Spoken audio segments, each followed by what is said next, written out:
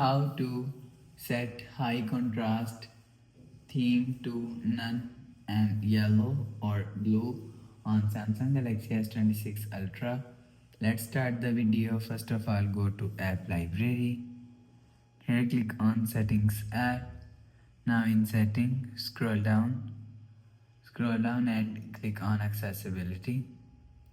After click on accessibility, you will see second option is vision enhancement.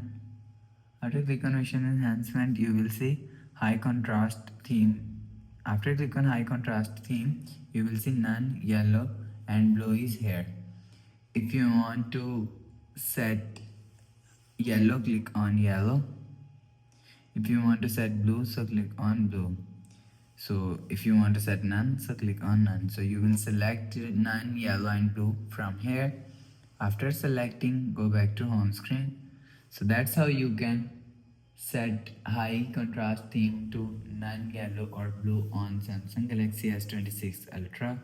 If you like the video, please subscribe. Thanks for watching.